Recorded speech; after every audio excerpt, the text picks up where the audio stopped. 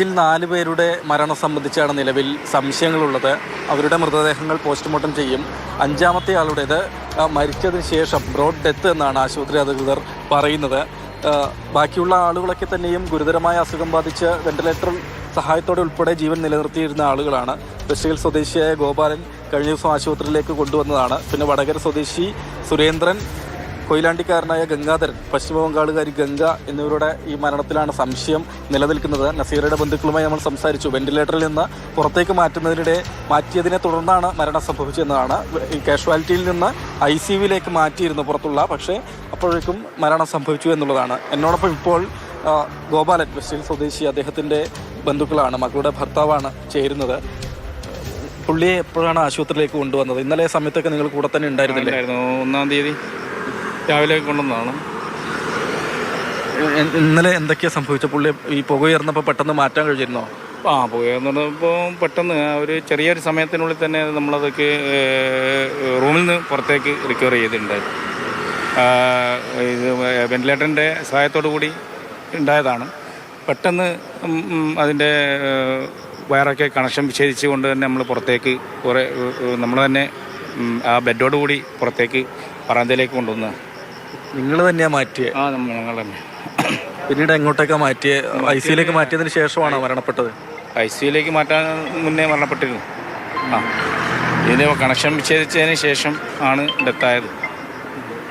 കാഷ്വാലിറ്റിയിൽ നിന്ന് പുറത്തിറക്കിയ സമയത്ത് തന്നെ മരിച്ചു? മരിച്ചു. അങ്ങനെ ഡോക്ടർമാർ പറഞ്ഞു. ഇവർക്ക് ലിവറിനായിരുന്നോ പ്രശ്നമായിരുന്നു? കരളിന് പ്രശ്നം ഉണ്ടായിരുന്നു. ഇപ്പോൾ ഇവിടെ ഈ അഡ്മിറ്റ് ആയതിനു ശേഷം പറഞ്ഞു ഇങ്ങനെ വളരെ മോശം അവസ്ഥയാണെന്നൊക്കെ പറഞ്ഞു. അദ്ദേഹത്തിൻ്റെ മരണം ഈ അപകടവുമായി ബന്ധപ്പെട്ടാണ് എന്നൊരു പരാതി നിങ്ങൾക്കുണ്ടോ? ഇല്ല, അപകടമായി ഇതിൻ്റെ ഭാഗമായി ഉണ്ടായ മരണം അല്ല എന്നുള്ളതാണ്. നമ്മൾ ഇതിലേക്ക് പോകുന്നില്ല. കൃത്യം പറയാൻ കഴിയില്ല. പോസ്റ്റ്മോർട്ടം ഉണ്ട്. ചോദിക്കട്ടെ, ഇന്നലെ നിങ്ങളൊക്കെ കൂടെ തന്നെ ഉണ്ടായിരുന്നല്ലോ. ഏകദേശം 8 മണിയോടുകൂടി പൊട്ടിത്തെറി, പുക ഉയരുന്നുണ്ട്. എത്ര സമയത്ത് അകം പുറത്തേക്ക് ഇറക്കാൻ കഴിഞ്ഞിരുന്നു? എത്ര പെട്ടെന്ന് തന്നെ ഇറക്കിയിരുന്നു. ആ പുക വന്ന് ഒരു 2 മിനിറ്റിനുള്ളിൽ തന്നെ നമ്മൾ അത് പുറത്തേക്ക് എടുത്തിരുന്നു.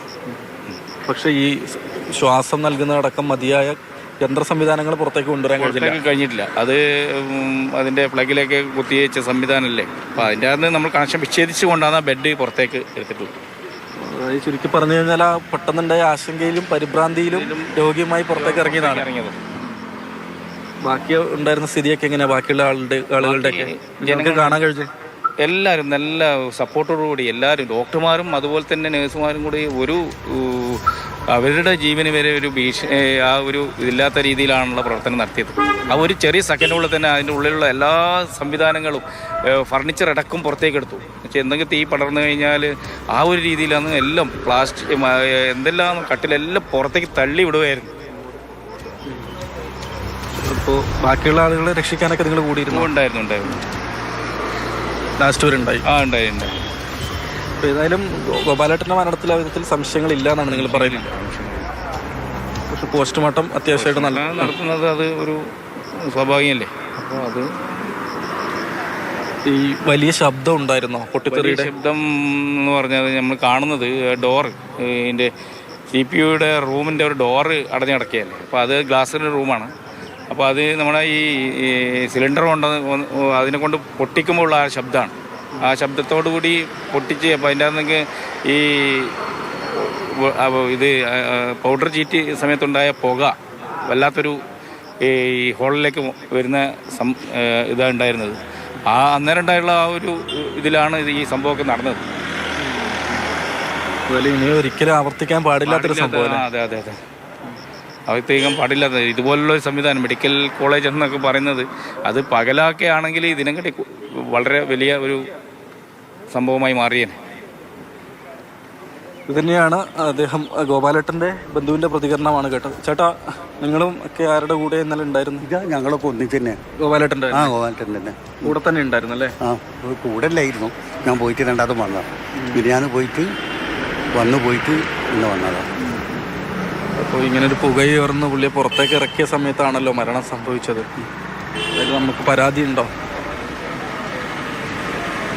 പരാതി ഉണ്ടോ ചോദിച്ചാൽ കുടുംബക്കാരാകുമ്പോൾ പരാതി ഉണ്ടാവില്ലേ ആർക്കായാലും.